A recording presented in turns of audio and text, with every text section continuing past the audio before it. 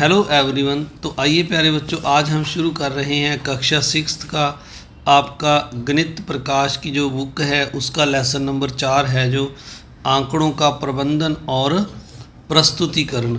तो सबसे पहले यहाँ पर हम आपको बता दें, इस लेसन में हमने जो इसके जो मुख्य सम हैं वो हम इस वीडियो में करेंगे। तो सबसे पहले यहाँ पर 1 नंबर सम है, आइए पता लगाइए। ये आपका पेज है 75 नंबर 75 नंबर पेज है। यहाँ पर पहला सम लिखा हुआ है, नरेश और नव्या की कक्षा सहपाठियों के बीच सबसे अधिक लोकप्रिय खेल को आप कैसे ज्ञात करोगे। तो ये जो ऊपर सारणी बनी हुई है आपने इसको देखना है और इसमें से जो नरेश और नव्या है जो दोनों हैं उनके बारे में हम फिर बात करेंगे। तो सबसे पहले यहाँ पर हम जो ये जो गेम दी हुई हैं इसको अगर हम देखें, यहाँ लिखा हुआ है, नरेश और नव्या ने कक्षा के प्रत्येक विद्यार्थी के पास जाकर यह पूछने का निर्णय किया कि उनका पसंदीदा खेल क्या है। फिर उन्होंने एक सूची तैयार की, नव्या एक सूची दर्शा रही है। तो ये नव्या की जो सूची बनाई गई है, जो सूची नव्या की है, इसमें हम अलग अलग जो खेल हैं इनको अगर देखें तो इनमें यहाँ पर महनूर जैसे लिखा है कबड्डी, जोबिन लिखा हुआ है हॉकी। तो इस तरह पहले हम यहाँ से कबड्डी वाले जो बच्चे हैं उनको गिनकर लिख लेते हैं। तो यहाँ पर अगर हम सबसे पहले कबड्डी वाले बच्चे गिने तो ये 1 और ये 2, ये 3 और इसके बाद अगली लाइन में अगर हम चलें तो ये 4, ये 5 और यहाँ पर ये 6 और आगे यहाँ कोई नहीं है। तो कबड्डी वाले बच्चों की संख्या 6 है। इसके बाद अगर हम हॉकी वाले गिने तो पहले जैसे जुबलिन है, इसके बाद आगे है, इसके बाद ये रेहाना है 3, 4, 5 और इसके बाद ये वाला 6 हो गए और इस लाइन में आगे कोई नहीं, यहाँ अगली लाइन में 7 और ये जो है अनन्या है लास्ट में, ये 8 हो गई। तो हम यहाँ पर 8 लिख देंगे। इसके बाद ऐसे ही पिट्टू को गिने अगर हम तो पिट्टू जो है यहाँ पर 5 आएगा। आप यहाँ से इनको बारी बारी से गिन लेंगे, जैसे ये 1 हो गया, ये 2 हो गया, इस तरह आपने सारों को गिन लेना है। 3, 4 और ये ऊपर एक 5। तो इस तरह क्रिकेट को आप गिनोगे तो ये 6 है और बैडमिंटन वाले 2 हैं और फुटबॉल वाले भी आप यहाँ से गिन लेना है। हमने फुटबॉल वालों को जैसे ये लास्ट में आपको गिन के दिखा देता हूँ, 1 और इस लाइन में यहाँ पर कोई नहीं है और इस लाइन में ये 2, ये 3 और ये 4। तो ये 4 यहाँ पर फुटबॉल वाले हैं। आपको अगर कोई और नज़र आ रहा हो तो एक बार फिर से चेक कर लें। तो यहाँ पर आपने लिख देना है। तो आइए अब आगे आपको बताते हैं, जो सवाल हैं उनको पढ़कर उनके आंसर लिखते हैं। पहला प्रश्न यहाँ पर लिखा हुआ है, नरेश और नव्या के कक्षा सहपाठियों के बीच सबसे अधिक लोकप्रिय खेल को आप कैसे ज्ञात करोगे। तो आप यहाँ पर देख रहे हैं स्क्रीन पर, ये जो साथ में यहाँ आ रहा है, तो यहाँ पर ये जो लोकप्रिय खेल है हम देख रहे हैं, सबसे ज़्यादा जो संख्या है वो हॉकी की है। तो आपने यहाँ पर इसका उत्तर हॉकी लिख देना है। इसके बाद जो सेकंड क्वेश्चन है, उनकी कक्षा में सबसे अधिक लोकप्रिय खेल कौन सा है। तो ये जो सेम उत्तर है पहले वाला, जो हॉकी है, ये उनकी कक्षा का सबसे लोकप्रिय खेल है, यानी हॉकी सबसे ज़्यादा बच्चे पसंद करते हैं। अगला जो प्रश्न है आपका, अपनी कक्षा के बीच सबसे अधिक लोकप्रिय खेल को ज्ञात करने का प्रयास कीजिए। तो ये जो प्यारे बच्चों है आपने समय करना है, क्योंकि ये आपकी जो कक्षा है उसमें आपने ये पता करना है, आपकी कक्षा का ये सम है। उसके बाद आगे है जब अगला सम है, जो परी आगे दिए गए प्रश्नों के उत्तर देना चाहती है, जिन प्रश्नों के उत्तरों के लिए उसे आंकड़ों को संग्रहित करने की आवश्यकता है उनके प्रमुख सही का चिन्ह लगाइए और जिन प्रश्नों के उत्तर आगे लिखा हुआ है यहाँ पर उसके लिए उसके आंकड़ों को संग्रहित करना पड़ेगा, उनके सम्मुख क्रॉस का चिन्ह लगाइए, अपने उत्तरों की कक्षा में चर्चा कीजिए। तो जो संग्रहित नहीं करना पड़ेगा उनके लिए आपने क्रॉस लगाना है और जो सही करना पड़ेगा संग्रहित उनके लिए आपने टिक लगाना है। तो सबसे पहले यहाँ पर पहला सम है, यहाँ लिखा हुआ है, उसके कक्षा सहपाठियों के बीच सबसे अधिक लोकप्रिय टीवी शो कौन सा है। तो इसके लिए हमें जो आंकड़े इकट्ठे करने पड़ेंगे उसको, तो इसके लिए आपने यहाँ पर टिक लगा देना है। टीवी शो के लिए जो अलग अलग बच्चे हैं आप उनसे पूछेंगे उन्हें कौन सा शो पसंद है, तो उस हिसाब से आंकड़े इकट्ठे करने होंगे। भारत ने स्वतंत्रता कब प्राप्त की। तो इसके लिए कोई आंकड़े नहीं हैं जो आपको अलग से इकट्ठे करने पड़ेंगे। तो भारत ने 1947 में स्वतंत्रता प्राप्त की है, तो ये एक ही आंकड़ा है।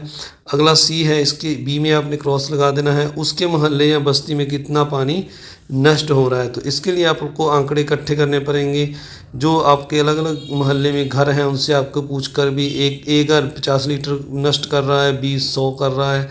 तो इस तरह आपको आंकड़े इकट्ठे करने पड़ेंगे। तो यहाँ पर आपने टिक लगाना है। आगे है भारत की राजधानी। तो भारत की राजधानी जो है इसके लिए भी आपको कोई आंकड़ों की ज़रूरत नहीं है, तो यहाँ क्रॉस का निशान आएगा। इसके बाद आगे है जो अगला क्वेश्चन है, इसको हम करते हैं अगले पेज पर।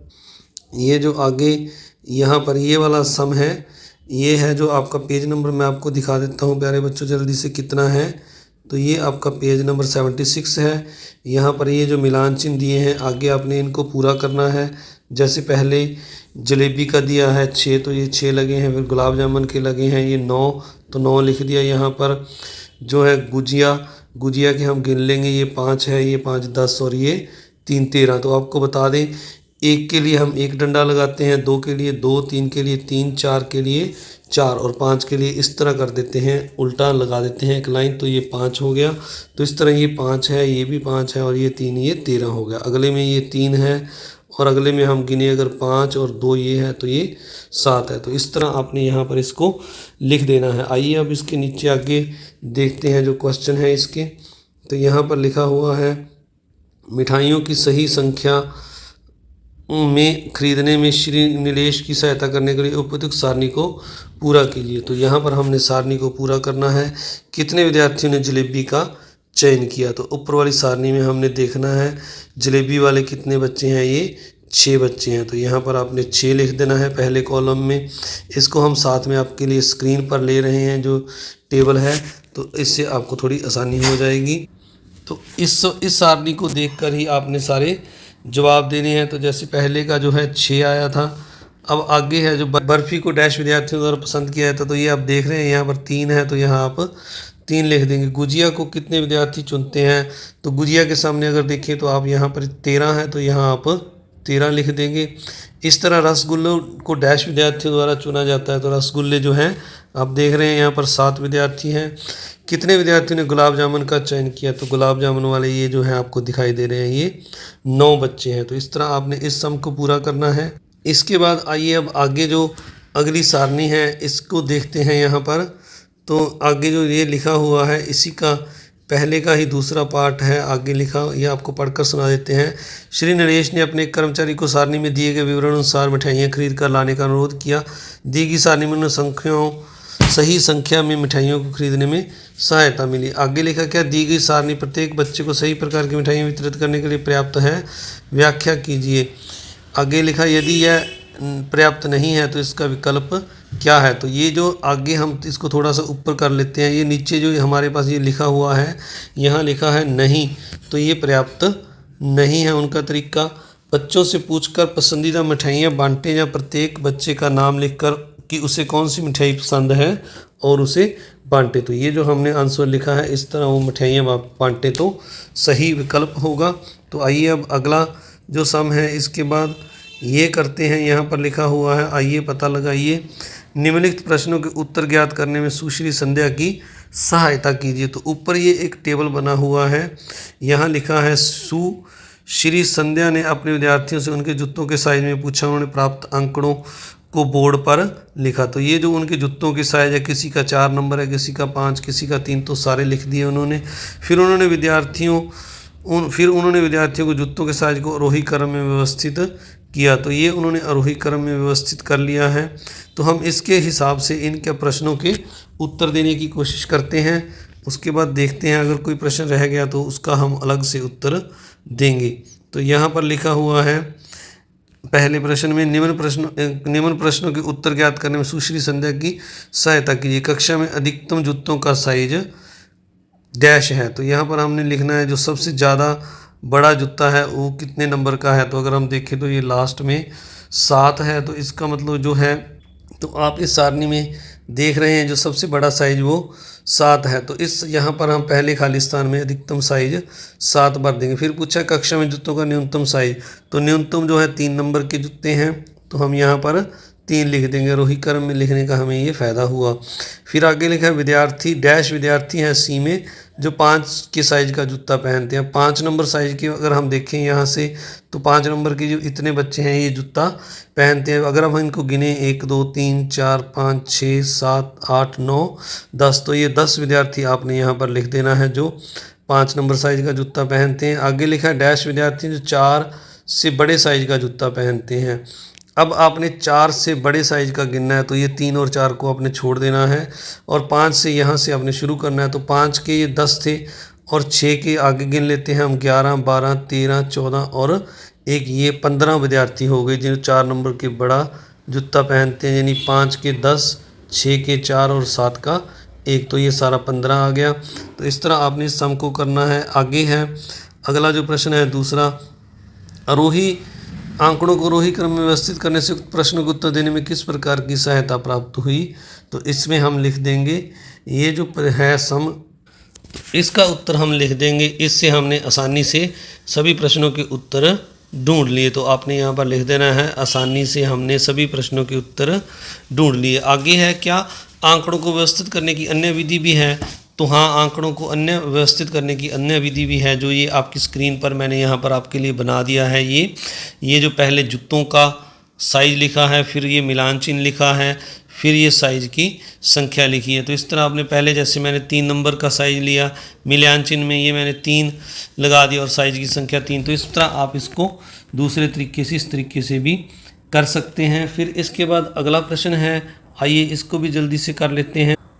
कुछ ऐसे पेड़ों के नाम लिखिए जो आप अपने आसपास के वातावरण में देखते हैं। जब आप घर से बाहर निकल विद्यालय की ओर जाते हैं तो कोई पेड़ देखते हैं, एक स्थान से दूसरे स्थान तक पैदल चलते हुए, तब प्राप्त हुए आंकड़ों को निम्न सारणी में भरिए। इस तरह यहाँ पर हमें जैसे पेड़ लिखा हुआ है, पहले पीपल, मान लीजिए पीपल के पेड़ों की संख्या आपको रास्ते में 15 दिखाई दी है या 10 दिखाई दी, आप यहाँ पर लिख दें। इस तरह नीम मान लीजिए आपको 15 दिखाई दिए तो आप 15 लिख दीजिए। इस तरह आप अपने इलाके में और जैसे मान लीजिए जामुन का पेड़ दिखाई देता है तो आप जामुन के यहाँ पर लिख दीजिए, मान लीजिए 5 पेड़ दिखाई दिए। और इसी तरह अन्य कोई और जैसे मान लीजिए मैंने किक्कर का पेड़ लिख दिया तो यहाँ पर किक्कर के जो है हमने ये जो है जैसे 8 वृक्ष लिख दिए। इसके बाद अब आगे जो है हम इसके प्रश्नों को पढ़ते हैं और उनके उत्तर करते हैं। तो ये यहाँ पर सबसे पहला प्रश्न लिखा हुआ है, कौन सा पेड़ अधिक संख्या में मिला। तो अगर हम देखें तो यहाँ पर जो नीम की संख्या है सबसे ज़्यादा 15 आई है, तो आपने यहाँ नीम लिख देना है। बी में लिखा है कौन सा पेड़ न्यूनतम संख्या में मिला।